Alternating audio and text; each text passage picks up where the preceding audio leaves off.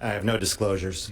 As previously mentioned, the COBEST trial showed that covered stents had an approximately 75% 5-year patency for iliac occlusive disease, and unlike bare metal stents, maintain that durability in task C and D lesions. The reason is that human vascular endothelial and smooth muscle cells do not grow very well on PTFE. Therefore, any restenosis in covered stents is restricted primarily to the ends. If kissing stents are used to treat concurrent aortic disease, both the proximal and distal ends of the covered stents are subject to failure. One of the big advantages, many advantages to CRAB is that it provides a disease-free proximal landing zone for the kissing iliac stents. Further, the proximal end of the aortic stent, being much larger cross-sectional area, can better tolerate any recurrent disease. As such, like an ABF bypass, CRAB's main failure point is at the distal iliac endpoints, which explains their excellent patency rate, as has already been documented by our previous speakers.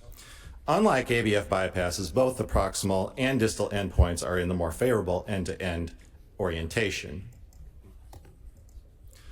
Unfortunately, it is generally considered unsafe to perform CRAB for flush juxtarenal occlusions due to concerns for embolization to the renal arteries. Now, one option that was just mentioned is to overcome this challenge is to protect the renal arteries using parallel endografts. And while I've personally had some excellent long-term aortoiliac patency with this approach, I'm starting to see a handful of late renal occlusions. And that has concerned me. And so more recently, I have realized that I can usually avoid the parallel grafts altogether with lysis and covered endovascular reconstruction of the aortic bifurcation, or LACRAB.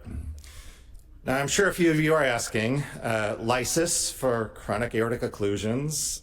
Well, actually, this is not a new concept.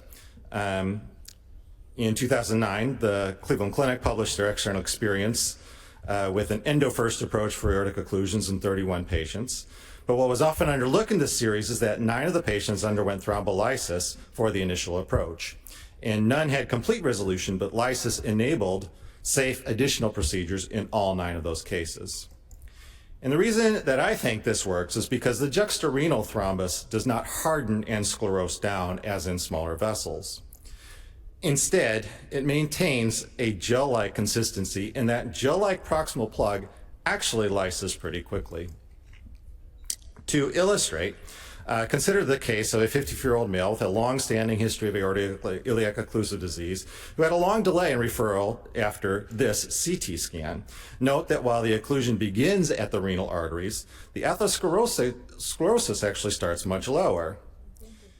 Now, this CT scan was actually performed for severe pancreatitis, and it was several months later that he presented quite debilitated with this constellation of findings.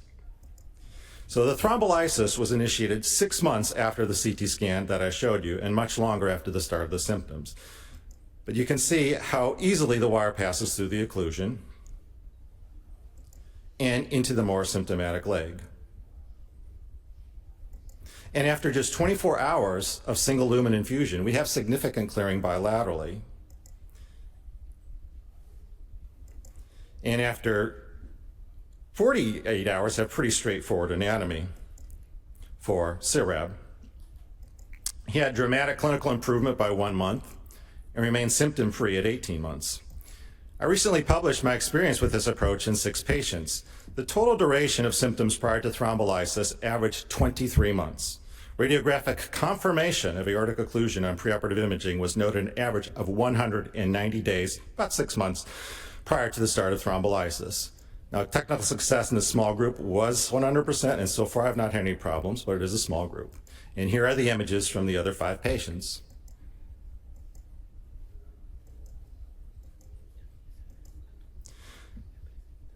While this series is too small to suggest that LACRAB should be the new gold standard, remember the question posed is not how to best treat these lesions, but how to best treat these lesions with safety.